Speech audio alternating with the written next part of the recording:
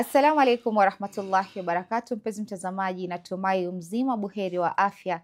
Jina langu ni Haifa Muhammad na karibu katika kipindi kipendacho Upeo wa Asubuhi ndani ya kitengo Ijue Dini Yako. Alhamdulillah, leo tena siku yenye faraja kuwa na wewe katika chaneli yetu, nikitumai kwamba huna neno, umzima na familia wote ni wazima, na inshallah tukiwa naye Sheikh wetu kama kawaida yetu, si mwingine bali ni Sheikh Hussein ambaye atatujuza mengi kwa hikma yake, kwa neema ambayo Allah amemruzukia kuweza kutuelezea mengi kuhusiana na swala zima la dini. Na inshallah, mpenzi mtazamaji, katika mada yetu ya leo tunataka kuangazia swala zima la shahada ya Bibi Fatimatu Zahra, ambao tunasema ni kifo cha Bibi Fatimatu Zahra.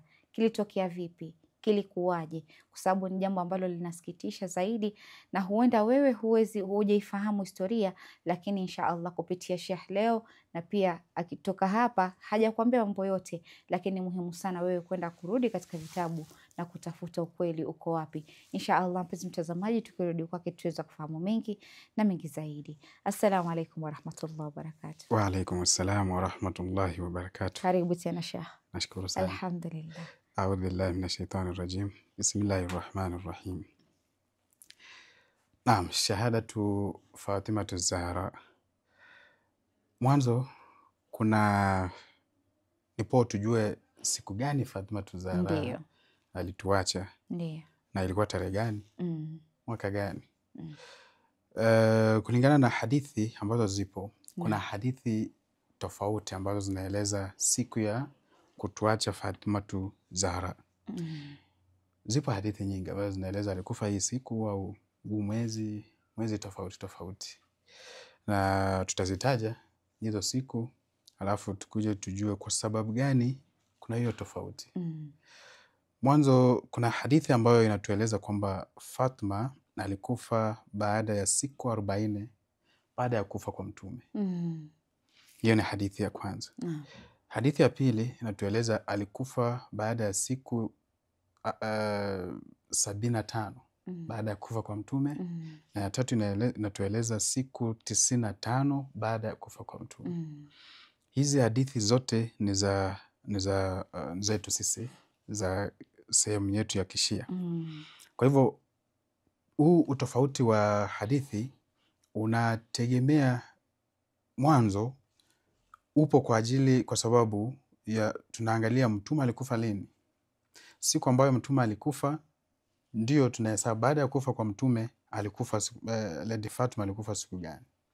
Kwa mfano ukisema alikufa tarehe 28 Safar, baada ya siku 40 itakuwa mwezi wa Rabiul Awwal, kifo cha Lady Fatima. Na ukisema siku siku 75 itasonga mbele, itazidi kusonga mbele. Kwa hivyo inategemea. Mwanzo Mtume, tuna itikadi kwamba Mtume alikufa lini. Hiyo ni ya kwanza. Ya pili ni kwamba miezi ni tofauti. Kuna mwezi sometimes unamalizika na siku 29, kuna wengine siku 30. Kwa hivyo hii tofauti ya miezi, ukisema alikufa baada ya siku 40, kutakuwa na tofauti ya siku 3 baada ya miezi mitatu kwa mfano, au mwezi mmoja na nusu. Kutakuwa na tofauti ya siku. Sasa hii tofauti ndio ya siku ndio inafanya tunakuwa na tofauti ya tarehe za istishhad ya Fatima.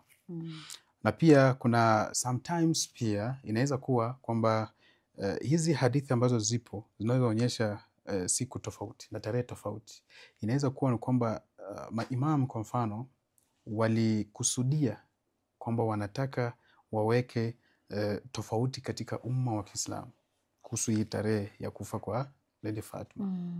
Ile miongoni mwa sababu ambazo zinatajwa ni kwamba hawataki kwamba wale ambao wanafuata Ahlul Bait wajulikane kwamba ni hii siku ambayo wamekusanyika pamoja. Kitu huweza kikafanyika kwao kibaya kulingana na hizo times ambazo mambo yalikuwa sio mazuri.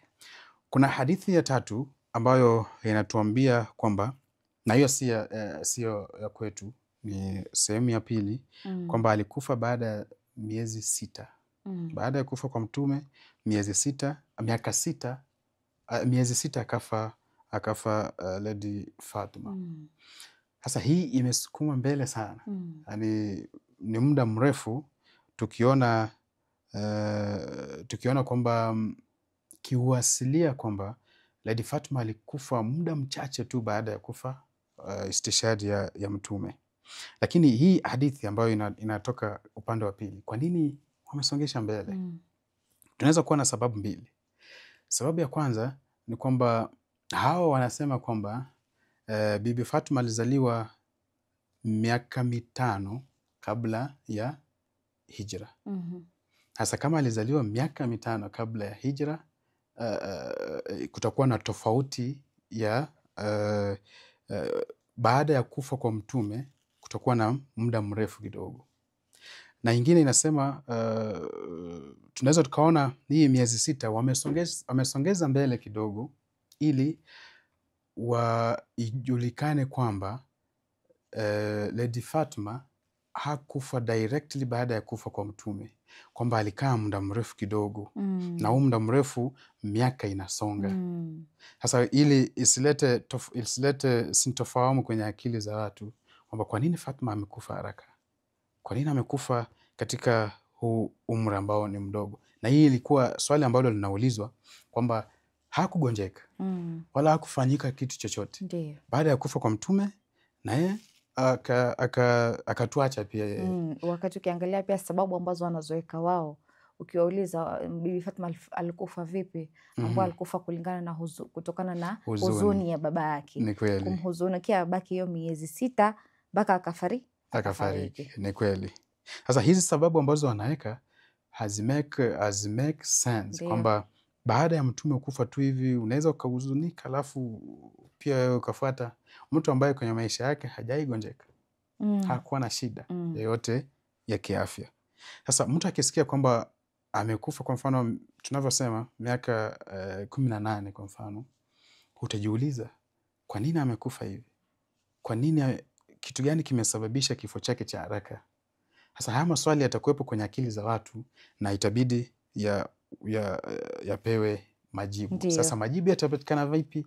Yatapatikana huku kwetu ambapo kuna hadithi zimesema sababu gani ilifanya Bibi Fatima akafa. Ili tujue kuna sababu gani ambayo ilifanya Bibi Fatima akafa, lazima tujue matokeo ambayo yalikuwepo baada ya kufa kwa mtume. Kwa sababu haya matokeo yalikuwa na athari, yalikuwa na effect kwenye kifo cha Bibi Fatima.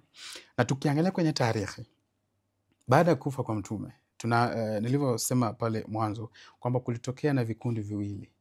Kikundi kimoja kilikuwa kikundi cha Saqifa na kikundi cha pili kilikuwa kikundi cha Ahlul Bait ambao walibaki na mtume na wakamzika mtume. Hao wa kwanza hata kumzika mtume hawakumzika, hata kumswalia mtume hawakumswalia. Hakika, maana ni jambo ambalo yani wanaambia sana hawa ndugu zetu wa upande mwingine waweze kukaa chini na kulitafakari hasa kiuhalisia. Maana pale katika kifo cha mtume kitakuonyesha uhalisia wa mambo ulivyokuwa vipi. Sababu alikuwa anashughulikia huu upande wa mtume ilikuwa ni Imam Ali peke yake. Ukiangalia sababu wanazoweka vitabu vyao, wanasema yeye ndo mtu karibu wa mtume, lazima angebakia pale. Na ukiangalia wao walishatoka kwenda kwa Saqifa tayari kwenda kuchaguana uongozi. Hivyo ni vitu viwili watu wanafaa kutofautisha ili kuweza kuifahamu undani wa yepi ambao alitokea. Maana wengine utakuta wasema historia ni historia, acha tuzike, lakini hii historia, bila hiyo historia kuifahamu, huu Uislamu usingeufahamu. Ni kweli. Na sana sana kizazi chetu cha saizi akiangalia historia, nasema mambo ya historia yalipita. Kwa mfano ile inasemekana kwenye tilka ummat kad khalat, yani ule umma ushapita, mambo yake yashapita, tuachane nayo, sisi tuendelee na mambo yetu. Wakati hatuwezi endelea na hayo mambo kwa sababu ni vitu ambavyo vinatuleta ukaribu, vinatuconnect. Familia ya mtume mpaka mtume hata wakati wa Maitham kama sijakosea, nyakati za Maitham ambao umma Ahlul Bait ni kama safina ya Nuh. Ni kweli. Ambaye atafuata atasalimika, Ni kweli. na ambaye ataiacha basi atadhurika, Ni kweli. atakuwa katika hasara kubwa. Ni kweli. Sasa hii inatuonyesha uzito wa Mtume kutuelezea kuhusiana na familia yake. Wao wanachukulia juu ya kwamba kumaanisha kule ni kwamba Mtume alimaanisha familia yake iangaliwe, na Mtume alipofariki hawakuiangalia bado hiyo familia vile walivyopaswa kuiangalia, wanaua wengine. ndio hivyo. Kwa hivyo baada ya kufariki kwa Mtume, familia ilikuwa imeachwa kama sio familia tu, bali dini ya Kiislamu na society ya Kiislamu iliachwa kama bila kiongozi. Hata kama Mtume alikuwa ashatoa mwongozo kwamba kiongozi wenu ni huyu, lakini kulikuwa na pengo la uongozi ambao utaconnect Mtume na watu ambao watakuwepo baada ya Mtume. Na ndio sababu tuliona haya mambo mawili ambayo yalitokea, ili jambo ambalo lilitokea kwenda Saqifa na kuchaguana kule. Hii ni kwa sababu waliachana na baadhi ya hadithi, baadhi ya miongozo ambayo Mtume aliacha. Sasa hiyo lilileta tofauti sana kwenye mustakbal wa Ahlul Bait na mustakbal wa dini ya Kiislamu. Kwa sababu dini ya Kiislamu inategemea Ahlul Bait. Ahlul Bait ndio watakao eneza Uislamu wa kiasilia, kwamba Mtume ametuachia hivi hivi hivi. Kwa hivyo matukio ya baada ya kufa kwa Mtume tukiyasoma vizuri, tutakuja kuelewa kwa nini Lady Fatma alikufa katika umri mchache ule.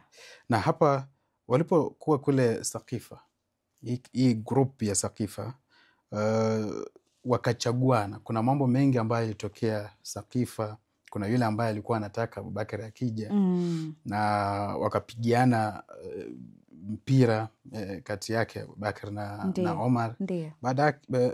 Baada yake ukaanguka kwa Abubakar na akachukua kama yeye ndio kiongozi, kwa madai kwamba yeye ndio yupo karibu na Mtume, kwamba nini yake, kabila lake na kabila la Mtume they are the same. Kwa hivyo ni vizuri achukue. Hiyo ni wa kwanza. Pili, alisema baadaye kwamba yeye ndio mzee. Kwa hivyo anaelewa haya mambo vizuri. Maana kijana haezi ongoza. Unaona fikra ambazo walikuwa wanazileta, fikra mpya ambazo zilikuwa zinaenda kinyume na fikra ambazo Mtume alikuwa anazileta kabla. Sasa baada ya kuchukua uongozi wa Abubakar kama khalifa wa kwanza, kila mtu alimpatia kiapo cha utiifu. Alimpatia bai'a. Na wakahakikisha kwamba kila mtu anatoa bai'a pale ambapo yupo. Walipotoka, kwa sababu pale ndani, pale kwenye Saqifa kule Madina hakukuwa na watu wengi, sababu watu wengi watu wengine walikuwa kando, walikuwa kwa mfano Makka, wengine walikuwa sehemu zingine ambazo Uislamu ulikuwa umefika. Na kuongeza kwa hilo ni kwamba kuna kikundi ambacho kilikuwa kimetoka Madina. Kuna kikundi cha Usama kilikuwa kimetoka Madina, Mtume alipokituma kwamba nendeni mpigane. Kwa hivyo hawakuwepo. Hiki kikundi ambacho kilitoka na Osama ndio kikundi ambacho kilikuwa kinafuata au kilifuata maamurisho ya Mtume, na kilikuwa kinajua kwamba Mtume anataka hivi hivi. Ndio kikundi ambacho kilikuwa khalis kwenye maamurisho ya Mtume. Na hawa ambao walibaki Madina wakakataa kwenda vita, ndio wale ambao walikuwa wameanza kwenda kinyume na maamurisho ya Mtume. Sasa watu wengi ambao walikuwa pale Makka hawakuwa kwenye kikundi hiki cha Ahlul Bait, walikuwa kwenye kikundi kile cha Saqifa. Na ndio sababu walipoenda huko, mambo ya kupiga kura yakapita. Hakuna mtu ambaye alipinga. Na tunajua kwamba baada ya wakati wa Mtume ambapo yupo hai, hili swala la uongozi haikuwa shida, ilikuwa wazi. Alikuwa shaeleza, kwa sababu hakuna mtu hata mmoja ambaye aliuliza swala la uongozi kwenye uhai wa Mtume. Ina maana Mtume alikuwa shaeleza kwamba dada yangu nani atakuwa kiongozi. Lakini kwa sababu ya watu ambao wanataka kupinga tu mwelekeo wa Uislamu, hawa wakabaki ili wahakikishe kwamba uongozi hauendi kwa nyumba ya Mtume. Sasa kuna hizi groups mbili ambazo zina mielekeo tofauti. Na baada ya kuchukua uongozi, tumesema kwamba kila mtu akakuja akatoa bai'a yake kwa Abubakri, na ilibaki nyumba ya Mtume na baadhi ya maswahaba ambao walikuwa pale. Kwa sababu baada ya kuzika Mtume, hawa maswahaba walibaki pale pale kwa nyumba ya Imam Ali. Na walibaki pale, Imam Ali alikuwa pale ndani, Lady Fatuma alikuwa pale ndani, na baadhi ya maswahaba ambao walikuwa waaminifu kwa Imam Ali. Kama wale ambao Mtume aliwaamurisha waende vitani, wakawa waaminifu kwa Mtume na wakaenda. Kwa hivyo ikabidi sasa Abubakari, imebaki kitu kimoja tu ambacho anifaa afanye. Na kwa sababu Imam Ali kila mtu anamjua na anajua vile amekuwa akiishi na Mtume, vitu ambavyo amekuwa akifanya. Na maana bado akona say, hata kama hawako na yeye, lakini akisema kitu watu watashtuka kidogo. Kuna wale ambao watafata. Ikabidi sasa huyu Imam Ali lazima atoe kiapo cha utiifu. Lazima wamforce atoe kiapo cha utiifu ili kila mtu aone kwamba hata Imam Ali ametoa. Maana alikuwa hajaridhika na uongozi wao. Ndio, na alikuwa hajaridhika na anajua kwamba si uongozi ambao Mtume alitaka. Na anajua kwamba kila mtu anajua. Hata wale ambao wamemwapisha. Kwa hivyo ikatokea kwamba ni poa waende kwa nyumba ya Imam Ali, wahakikishe kwamba Imam Ali ametoka, amekuja kufanya bai'a kwa Abubakri. Na ilivyokuwa kawaida kwamba khalifa wa pili, sehemu ambayo anajua kwamba hakutakuwa na vita, sasa yeye ndio alikuwa anamea mabawa. Alikuwa anajionyesha sasa yeye ndio ngangari hapo, anaweza akaanzisha vita. Sasa hapa akachukua baadhi ya maswahaba, akawaleta, akasema twende kwa nyumba ya Imam Ali, wahakikishe kwamba Imam Ali ametoa bai'a kwa Abubakri. So walipokuja walikuwa na kikundi, watu wengi kidogo. Akakuja kwa nyumba ya Imam Ali, wakagonga. Sasa walipogonga, Lady Fatuma ndiye aliyeamka akaenda kuongea nao kwenye nyumba ya Imam Ali. Kwa nini Lady Fatuma aliamka? Turudi nyuma kidogo kwamba ili hawa watu ambao, hii group ambayo Omar alikuja nayo, ilitoka kule kuja hapa kwa sababu walikuwa wameshapewa propaganda. Walikuwa washaambiwa kwamba kuna kikundi ambacho kimekusanyika kwenye nyumba ya Imam Ali, kinatengeneza nini? Uongozi. Inshallah. Hao pia wanataka kuwa kiongozi. Hapo maana naona ni kitu ambacho kinaendeleza vizuri sana. Tusimalize utamu ama tusimalize kuielezea katika hii awamu ya kwanza. Sasa tukirudi katika awamu ya pili tutaweza kuendelea nayo inshallah. Kurudi kwako mpenzi mtazamaji, natumai katika awamu ya kwanza tukiwa na Sheikh Hussein ndani ya studio zetu, naamini unazidi kufaidika na yeye na kunufaika pia. Kiujumla anazidi kuelezea mengi kuhusiana na historia. Historia ni muhimu sana, na bila historia basi hatungo ufahamu Uislamu, na kuweza kufahamu nyumba ya Mtume ni muhimu sana, kati ya vitu muhimu ambavyo unafaa kufahamu katika maisha yako. Na inshallah mpenzi mtazamaji, acha tuchukue mapumziko, tutakaporudi tutaendelea zaidi.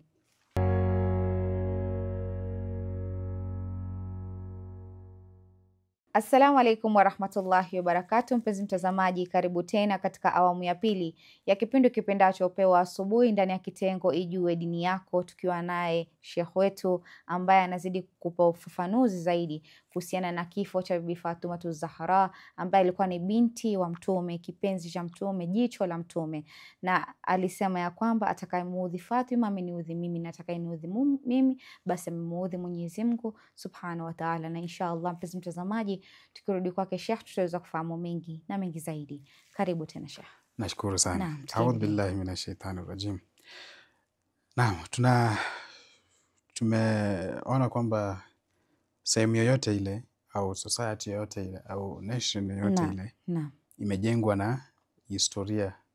Lazima tujue historia ili tujue tutaenda vipi in case tutapata shida ambayo ilitokea kule nyuma, na tujue watu ambao walikuwepo walisolve vipi ili sisi tuweze kuweka juhudi zetu za kusolve baadhi ya mambo ambayo yanajitokeza. Kwa hivyo kujua historia ambayo ya matokeo ambayo yalitokea baada ya kufa kwa mtume, ili kujua binti yake alikufa vipi, na pia tujue uasilia wa dini ya Kiislamu. Kwa nini kuna haya mabadiliko na misimamo ambayo haikuwepo wakati wa mtume. Kwa hivyo khalifa wa pili na khalifa wa kwanza, kuna baadhi ya hadithi Imam Ali aliwaeleza kwamba aliwaambia khalifa wa kwanza kwamba wewe ihlib halbak, yani wewe inaitwaje, ng'ombe kamua, wewe kamua, mkamulie, yeye pia atakukamulia. Ana akamulie yule wa kwanza, yule wa kwanza pia atamkamulia. Vipi? Kwamba yeye ndiye anapigana sana ili wa kwanza awe khalifa. Sasa wa kwanza atarudisha mkono baadaye, na alirudisha kweli baadaye. Kwa hivyo kule kwenye walikuwa wamekusanyika, walikuwa wameeneza propaganda kwamba nyumba ya mtume ikiongozwa na Imam Ali, wamekusanyika kwa nyumba ya Imam Ali, wanaeleza uongozi baada ya mtume. Hao pia wanataka kuchukua uongozi, na hiyo haiwezekani. Sasa watu wote wakaamini, maswahaba ambao walikuwepo hiyo time wakaamini, na ndio sababu Omar akafanikiwa kuchukua kikundi ambacho alichukua kutoka kule kuja kwa nyumba ya Imam Ali. Sasa walipokuja kwa Imam Ali wakagonga. Walipogonga, Fatma ndiye aliyejibu. Na tunaambiwa kwamba alijibu mpaka akasimama kwenda karibu na mlango. Wanasema kwamba Fatma alienda ili kufungua mlango, lakini tutakuja kuona kwamba hakuenda kufungua. Ndiyo. Sasa walipogonga, walikuwa wengi na wamepewa propaganda kwamba hawa wamekusanya huko ili kubadilisha uongozi ambao wamechaguliwa na wananchi. Sasa walikuja na hasira, kila mtu alikuwa na hasira, tayari kufanya chochote ambacho kitatokea. Na huku kulikuwa na maswahaba ambao wako na Imam Ali pia. Zubair alikuwepo, Ammar bin Yasir, wote walikuwepo. Sasa walipofika pale wakagonga mlango, Fatma akakuja pale kwa mlango, akaanza kuongea nao. Kwa nini Fatma alikuwa anaongea nao? Si eti anataka kufungua mlango, si eti ameenda kusimama tu pale. Anataka kuambia kwamba mimi nipo hapa kwenye nyumba yangu, kwamba si eti tumejikusanyika ili tuanze kuongea kuhusu uongozi. Hapana, hii ni nyumba yangu, sisi tupo, kila mtu yupo, familia yangu yupo, na maswahaba ambao wako na sisi ambao wanasikia vibaya kwa kifo cha mtume. Ndiyo. Hayo ndio malengo yetu. Ndiyo. Na alienda kuwapa hiyo information. Sasa aliposema hivyo, kule nje kwenye jeshi la yule khalifa wa pili, kuna mmoja akasema, inna fil baiti Fatima, kwa hakika ndani ya nyumba kuna Fatima. Khalifa pili akamuuliza, wa in, hata kama yupo, sisi tunatekeleza wajibu wetu. Sasa hii kusema kwamba inna fil baiti Fatima ni dalili kwamba walikuwa wameambiwa maneno ambayo sio kama kweli walikuwa wamekusanyika pale ili kuchukuana kwenye uongozi au kuchaguana, basi Fatima hangekuwepo. Ndiyo. Na hii ilikuwa ni nyumba ya Fatima. Kwa hivyo baada ya kusema hivyo, waliendelea.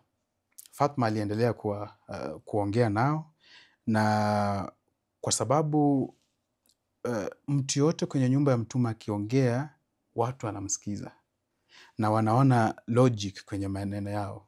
Maneno yanavutia watu wakiongea. Sasa huyu khalifa wa pili, kama Fatima angeendelea kuongea nao na akiongea nao muda mrefu, kutakuwa na effect kwenye watu, kwenye akili za grupu yake. Ndiyo. Na tunaambiwa kwenye baadhi ya hadithi na historia kwamba kuna some of the people kwenye hiyo grupu ya khalifa wa pili waliondoka. Waliposikia Fatima akisema, wakaondoka, kaanza kurudi. Wengine walianza kulia kwa sababu ya ile feeling ambayo wako nayo kwa nyumba ya mtume. Ndiyo. Sasa akaona kwamba pana hapa lazima tutekeleze wajibu wetu, kwa sababu wana malengo kutoka kitambo. Watu walikuwa na malengo. Kwa hivyo kitu ambacho walifanya, Imamu Ali pia alikuwa hapo. Kuna baadhi ya vitabu vinaeleza kwamba waliuchoma ule mlango. Kuna vingine vinasema kwamba walivunja ule mlango, na Lady Fatma alikuwa amesimama pale kando, wakamgonga. Kwa kule kumgonga ikasababisha athar kwenye mwili wa Lady Fatma. Sasa sisi tunasema hivyo, lakini kuna group ambayo upande wa pili wanapinga kwamba hakukuwa na kuchoma wala hakukuwa na vurugu, hakukuwa na kitu chochote. Lakini kando na kwamba wanasema hivyo, kunazo sources ambazo wako nazo. Ni kweli. Nyingi sana zinazoelezea hii event yote mpaka ilivyokuwa, mpaka the burning of the house na kila kitu ilikuwa inaelezewa. Akiwa mmoja wapo alikuwa ni Tobari nadhani pia aliyehadithia. Yaani ni mambo mengi ambayo yapo katika vitabu vyao, ni wao wenyewe waweze kusoma, maana it's a whole thing. Ukiangalia kuna hiyo Tarikh at-Tabari ya volume 2 iko, Kanzul Ummal volume 5 iko bado. Yaani ni vitu ambavyo wao wenyewe wamekataa kusoma.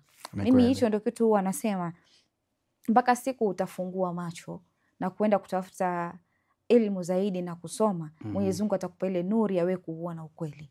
Lakini ukiweka kwamba unatetea kwa sababu kitu kikubwa, sababu ya hisia, na hisia kubwa sana huwa ni kwa maswahaba wao, kwamba khalifa wa kwanza alikuwa hivi, hawezi fanya hivi, hawezi fanya hivi, kutojua yale waliyofanya baada ya Mtume.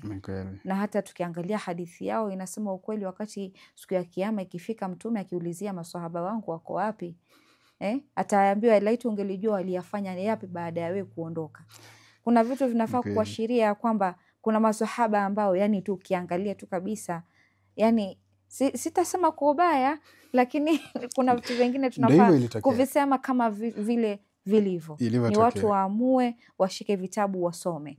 Maana ukiwatajia hizi hadithi zenye utasema yes kwa sources zenu ziko, watakwambia ni dhaifu. Hiyo ndio inakuwa ni malalamishi yao makubwa. As long as hicho kitu kinapingana ama kiendani sawia na maswahaba wao, watasema ni dhaifu. Kwa sababu ni kama wanawaweka utadhani ni maasum, na wao sio maasum. Ni kweli. So kuna hiyo tatizo la kitaasubi ambayo ipo. Na hiyo ukishakuwa tu na taasubi, hata wasilia ukiona hivi hawezi, lazima utapinga tu. Na Allah alisema katika suratul Hajj, aliwaambia ni mioyo ndio ina upofu, wala sio macho. Sio macho, ni kweli. Yani wanajua ukweli kabisa, lakini wanapuuza na wanapinga. Ndio. Kwa hivyo iliyotokea, na baada ya kuvunja ule mlango kuingia ndani, wanafika mahali wanasema kwamba nyumba za kitambo hazikuwa na mlango. Sasa mlango ulivunjwa vipi? Hazikuwa na mlango. Hizi zote zimejibiwa. Lakini tukiangalia tukio lenyewe, kwamba baada ya kuchoma mlango walivunja, wakaingia ndani, na uligonga Lady Fatma. Ndiyo. Ukaleta athari kwake. Ndiyo, katika mbavu zake. Mbavu ikavunjika. Sasa hiyo mbavu kuvunjika ilimletea athari, ndio ilikuwa sababu ya kifo chake. Kwa sababu Imam Sadiq pia aliulizwa, akasema aliulizwa sababu ya kifo cha Lady Fatma, akasema sababu ilikuwa kuvunja kwa mbavu yake. Kwa hivyo walipoingia ndani, obvious, hamwezi kuwa kwa nyumba alafu mtu ako hapo, hata kama si mwanamke yuko hapo, alafu watu wamevunja mlango, wameingia ndani, alafu nyinyi mtakaa tu. Kwa sababu pia wanauliza swali, kwa nini Imamu Ali tuseme mlango ulivunjwa, mlango ulipovunjwa, kwa nini hakutetea? Kwa nini hakuja kutetea Lady Fatma? Hiyo pia inakuwa swali lao. Swali lao. Hawajui, wanauliza kwa sababu hawajui kwamba Imamu Ali baada ya kuvunjwa ule mlango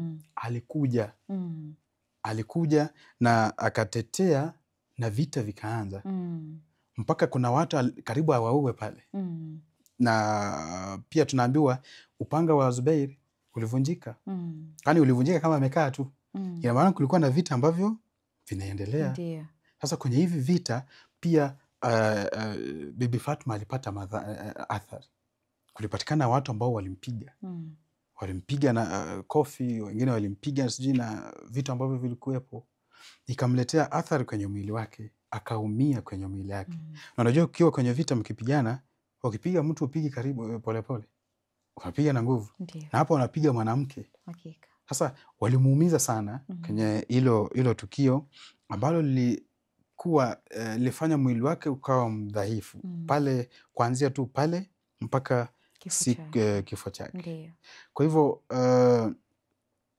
walipoingia ndani ya nyumba, Imamu Ali alikuwa kuna baadhi ya hadithi zinasema kwamba hakuwa pale kwa sababu alikuwa analinda mlango mwingine ambao ulikuwa unaingia kwenye msikitini. Sasa walipovunja, ndiye akaruka mara moja akakuja huku kwa Lady Fatma.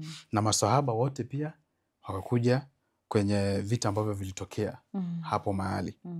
Na kuna kitu kimoja ambacho nani alikuwa anajua, khalifa wa pili. Alikuwa anajua na alikuwa anakitumia sana sana kwenye sehemu yote ambayo kulikuwa na confusion kati yake na Imam Ali. Ambapo kunaweza kutokea vita, alikuwa anajua kwamba, na alikuwa anakisema kwamba huyu amepewa wasia kwamba asifanye lolote. Alikuwa anaambia watu wake, group yake, nyinyi fanyeni lolote ambayo mnafanya, huyu hawezi fanya lolote. Imam Ali hawezi fanya lolote, Mtume ashamuhusia kwamba asubiri. Kwa hivyo baada ya hilo tukio kutoka, Lady Fatma alipata athar na alipata shida kwenye mwili wake, ubavu ulivunjika na kulikuwa na sehemu ambazo zilikuwa na effect kwa sababu ya kuchapwa ambayo alichapwa, na hapo ndipo mwili wake ulianza kupata shida baada ya hilo tukio ambalo lilitokea. Na ilitokea kwamba haikumpa muda mrefu. Kwa sababu ilikuwa kuvunjwa mbavu si mchezo. Kwa hivyo alikuwa amevunjwa mbavu, na kwa sababu alikuwa mwanamke si mchezo. Alikuwa shupavu, alikuwa si mlegevu, aliendelea na shughuli zake. Lakini hazikumpa muda mrefu, akaja akafa. Tukifuata hadithi ambazo zipo ni kwamba alikufa baada ya siku hizi ni kulingana na athari ambazo zilikuwepo huo wakati na kifo cha Mtume. Kwa hivyo akakufa, na alikuwa ameacha wasia wake kwamba khalifa asionekane kwenye kaburi langu ambayo alikuwepo hiyo time. Kwa hivyo alikufa kama amekasirika kwa khalifa ambaye alikuwepo huo time. Na hadithi ambayo ilisema pale mwanzo kwamba Mtume alisema kwamba Fatma is part of me, ni kipande changu. Fatma bid'atun minni, atakaye muhuzunisha, mghadhabisha, amenighadhabisha mimi, na atakaye nighadhabisha mimi, amemghadhabisha Mwenyezi Mungu. Sasa alikufa kama ameghadhabika na khalifa wa kwanza. Na hizi zipo hadithi ambazo zinaeleza hivyo. Kwa hivyo Mtume pia alikuwa ameghadhabika na yule khalifa ambaye alikuwepo. Ina maana yeye ndiye alikuwa sababu ya kifo cha Lady maana ukiangalia baada ya Fadak, Bibi Fatuma Zahra hakuwahi ongea tena na khalifa wa kwanza mpaka kifo chake.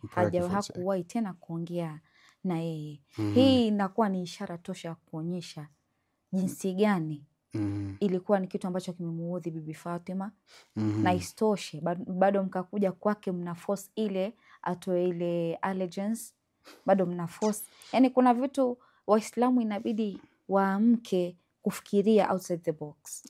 Lakini ukiangalia katika madhhab ya Ahlul Bait ni kwamba akili ni pati ya ibada, lakini wale wenzetu akili sio pati ya ibada. Sasa akili ikiwa pati ya ibada, utaweza kufikiria zaidi, kuweza kujua undani wa jambo hili ni lipi. Na hapo utaweza kupata ukweli. Maana Allah ana hikma kwa nini akakupa akili. Ni wewe ufikirie kabla hujatoa conclusion ya kitu. Ni kweli. Na hivyo sasa ndio wenzetu wanafanya makosa. Huwezi tu stick kwa sababu mimi nimekuwa katika makuaji haya, basi unasahau ulipotoka, ama unasahau dini inakwambia nini. Ni kweli. Ndio sababu wakiingia kwa baadhi ya vitu wanaondoa akili kabisa. Wakija kwenye hadithi ambazo zinaeleza matukio ambayo yalitokea kiwasilia, akili yao inaondoka. Na ukiwaelezea watakwambia ni dhaifu. Ni kweli. Sasa unakuwa na kitaasubi Kabisa. na hiyo inaleta shida sana kwenye uwasilia ambao Ndiyo. ulitokea baada Ndiyo. ya Mtume. Hakika. Kwa hivyo ndio hivyo Lady Fatma na akatuacha baada ya kuumia kwenye kisa ambacho kilitokea nyumbani kwake, na akatoa wasia kwamba khalifa asihudhurie nini yake wala asione kaburi lake. Na ndio sababu kufika saa hizi hatujui, hakuna anayejua kaburi la Bibi Fatma. Hakuna anayejua. Lakini kuna walikuwa wanataka kwamba wanataka kufufua yale makaburi ambayo yalikuwepo hiyo sehemu yote ili wajue kaburi gani la Bibi Fatma. Hasa hapo ndio Imam Ali alisimama akasema yoyote atakaye thubutu basi atatenganisha kichwa chake na mwili wake. Sasa kwenye hili hakuwa amehusiwa kwa sababu khalifa wa pili hakufanya mchezo wa kuja kusema kwamba amehusiwa. Mashaallah. Na ikatekelezwa hivyo. Asante sana Sheikh. Sisi tutabaki kusema inna lillahi wa inna ilaihi rajiun. Adhamallahu ujurana wa ujurakum inshaallah. Kwa wote ambao kwa kifo cha Bibi Fatuma Zahra kilikuwa chenye uchungu, mpenzi mtazamaji, na ni kifo ambacho sisi tunafaa kujifunza. Maisha ya Bibi Fatuma Zahra ni maisha ya sisi kujifunza. Aliishi vipi? Ukiangalia aliweza kutetea haki, japo haki yake hakuipata, lakini alisimama wima kutetea haki, angalau aliongea. Na hii pia inatuleta kwa ujasiri wa Bibi Zainab salamullah alaiha. Yeye pia alikuwa jasiri kama mama yake. Na inshallah mpenzi mtazamaji, kufikia hapo sina mengi ya kusema isipokuwa ni kuambia maasalam.